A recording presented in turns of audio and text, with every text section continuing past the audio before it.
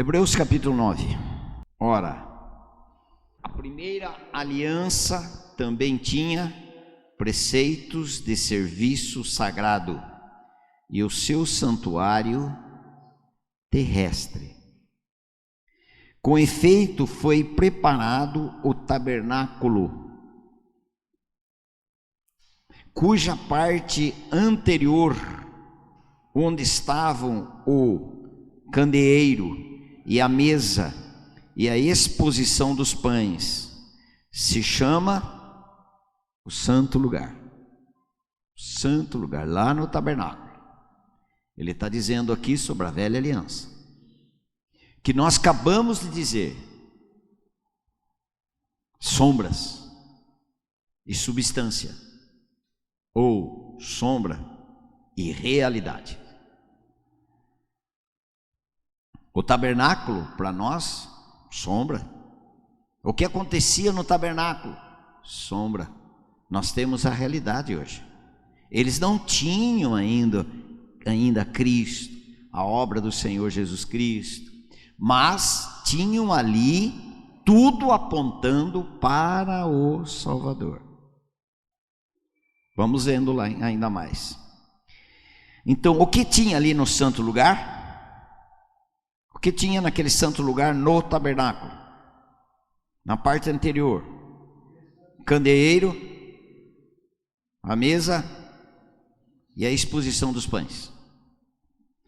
Por trás do segundo véu se encontrava o tabernáculo, que se chamava o Santo dos Santos.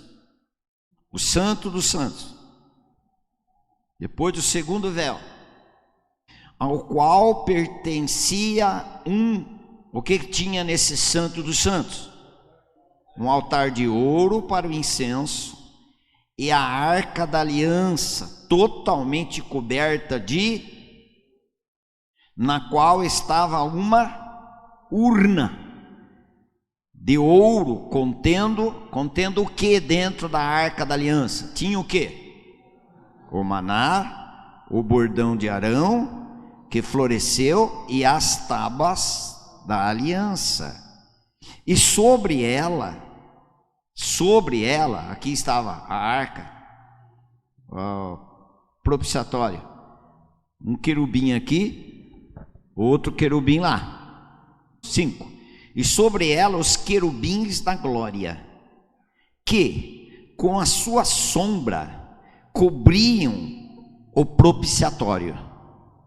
Dessas coisas, todavia, não falaremos agora, pormenorizadamente. Mas uma coisa é certa: um querubim para cá, outro querubim do outro lado, nenhum querubim olhando para outro querubim, porque o querubim tinha glória, e ele olhava onde realmente deveria olhar, na verdadeira glória, para baixo.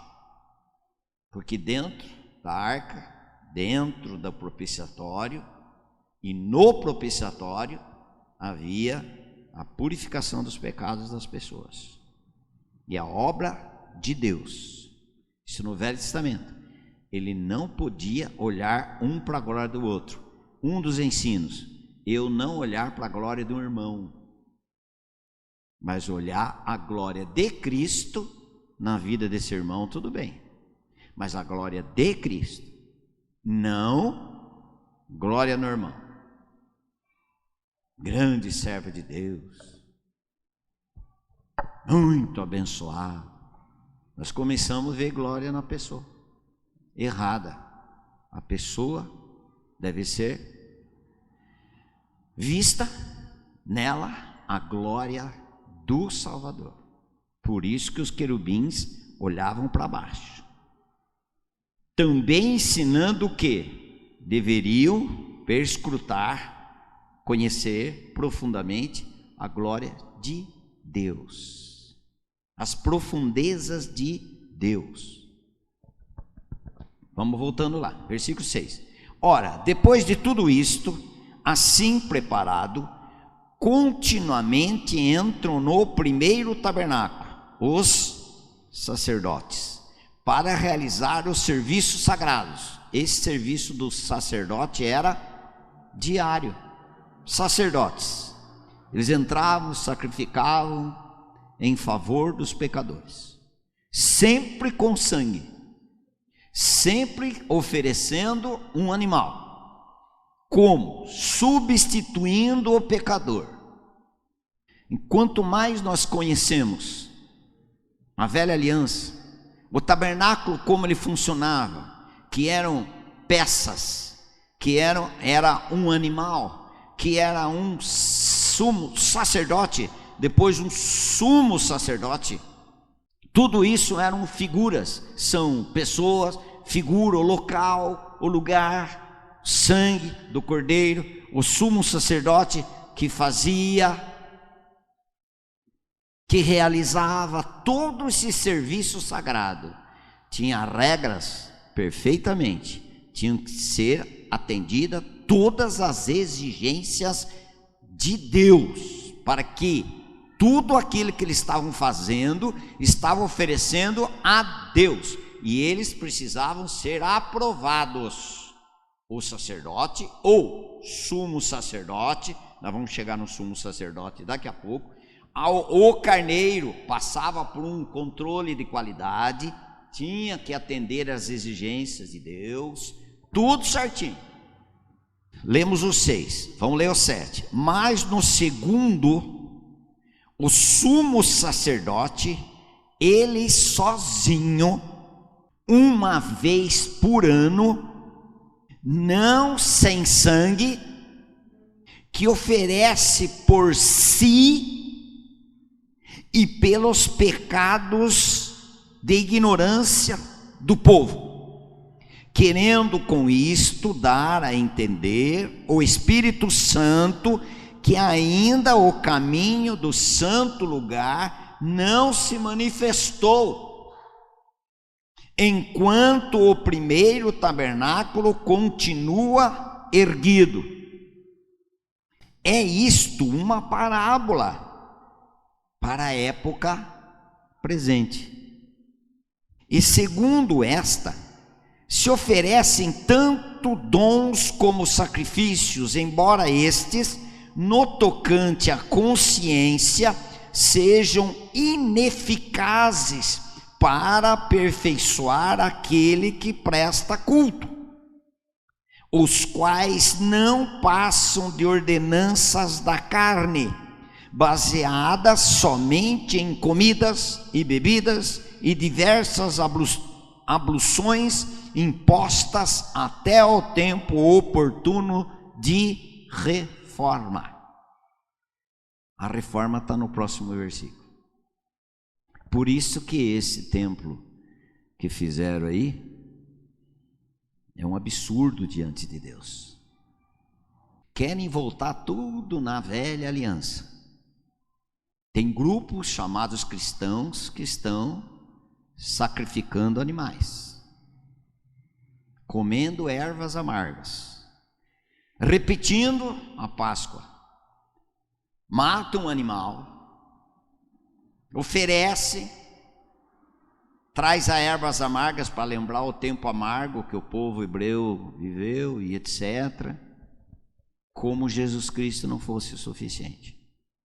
Voltando lá na velha aliança, que são sombras, não é substância, não é realidade, só sombras.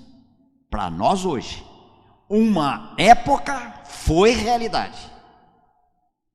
Eles viveram naquela época o cordeiro, o sumo sacerdote, a arca da aliança, o tabernáculo, o propiciatório, tudo era o que eles tinham.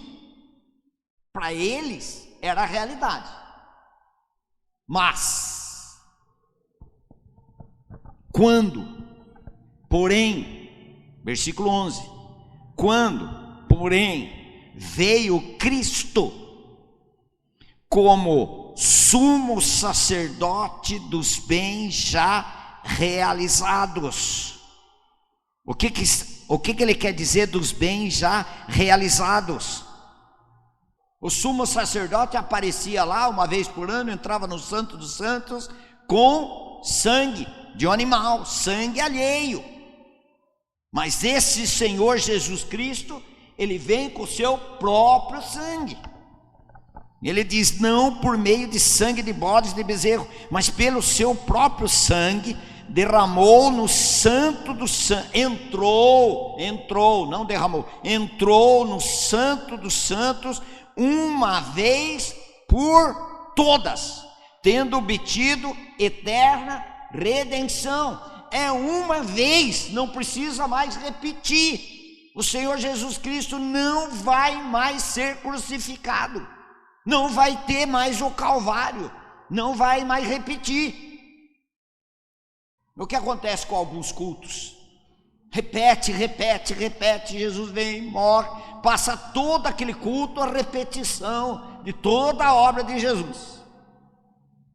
O que a pessoa sem saber está dizendo? Jesus não é suficiente. Olha o que está dizendo aqui: uma vez por todas.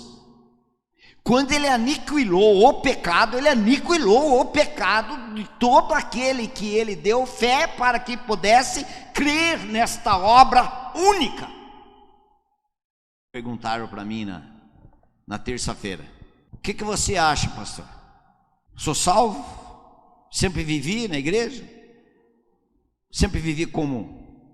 Mas daqui a pouco eu abandonei completamente, fiquei não sei quanto tempo no mundão. O que o senhor acha?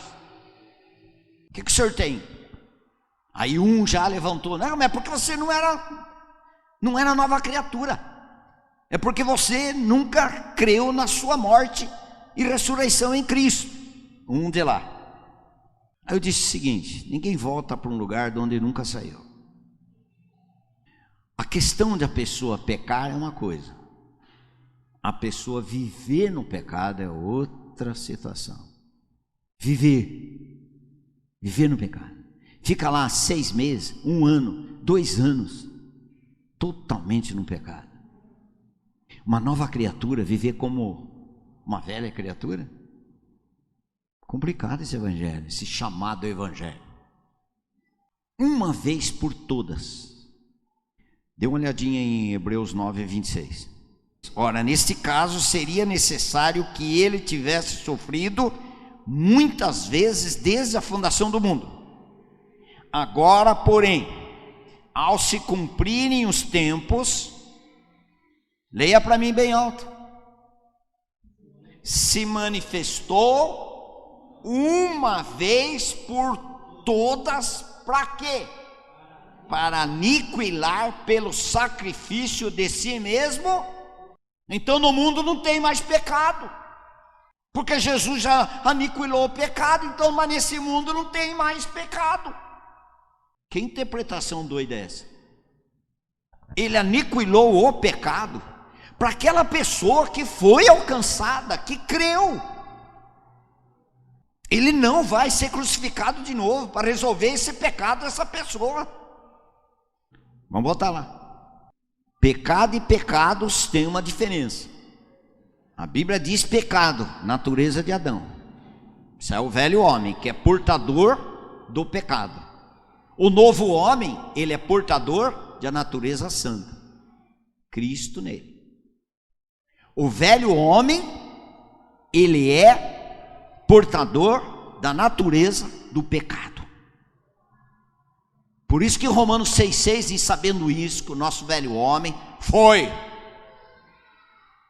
com ele crucificado, para que o corpo do pecado fosse destruído,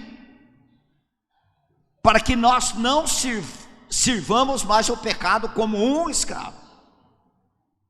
Porquanto quem morreu, justificado está. Você imagina uma pessoa: eu creio que agora estou justificado do pecado, daqui a pouco, na mesma jeito, dessa natureza de Adão. A nova criatura, ou ele está em Adão, ou ele está em Cristo. Se ele estiver em Cristo, ele é uma nova criação de Deus, filho de Deus, selado com o Espírito Santo, batizado com o Espírito Santo. Aí depois acontece a experiência do cântico: enche-me, Espírito Santo. Ele vai só encher, o Espírito Santo só vai encher dele quem já tem a habitação dele. O Espírito Santo não vai encher um descrente, que não encher do que se nem tem nada lá. Mas não tem 2, 3 batismos do Espírito Santo. Pentecostes foi um só, cruz uma vez só, e uma pessoa nasce de novo uma só vez. Ela morre em Cristo uma só vez.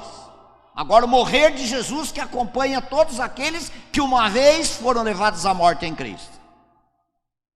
Os efeitos da cruz no seu viver diário. Aí sim. Vou ler de novo. 12. Não por meio de sangue de bodes e de bezerros. Está falando a respeito no início do versículo 11. Quando, porém, veio Cristo. Com realidade. Que ele está falando já realizados. Com realidade.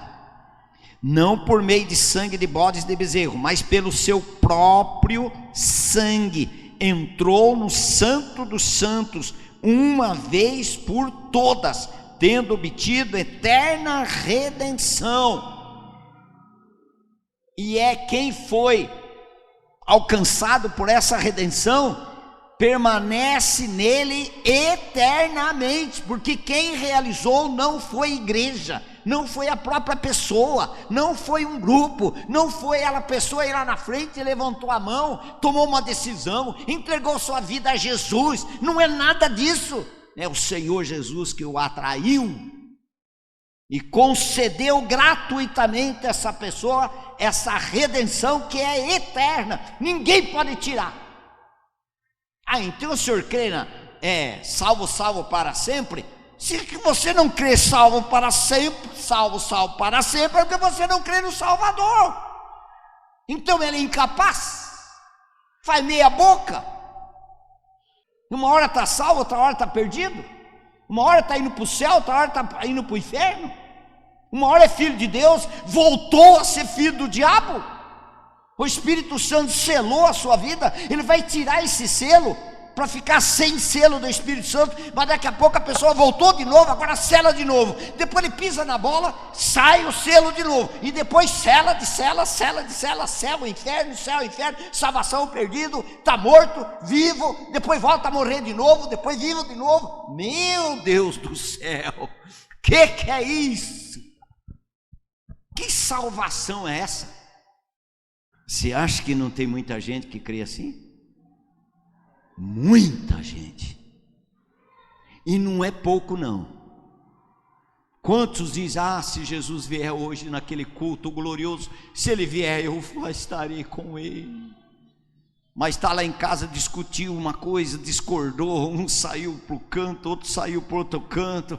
Fala, eu não quero conversar com você mais por um tempo aí. Agora, e se Jesus vier bem nesta hora, com judiação, não vai subir.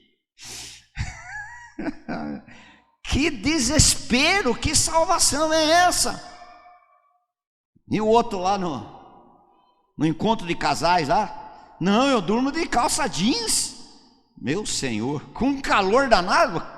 Aquela casa dele que é o teto encosta assim, pertinho assim, aquele calor daquele, não tem ar-condicionado, aquela laje quente. Mas eu durmo, por quê? Porque de madrugada, se Jesus vier, eu quero ir com ele de roupa. Eu imaginei eu de pijama.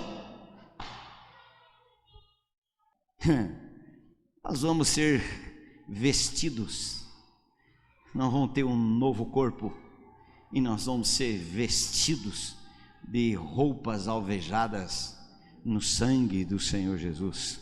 Só tem uma cor de vestimenta no céu: vestes brancas, que passaram pela maior química da face da terra, que é o sangue do Cordeiro, vida eterna no interior deles.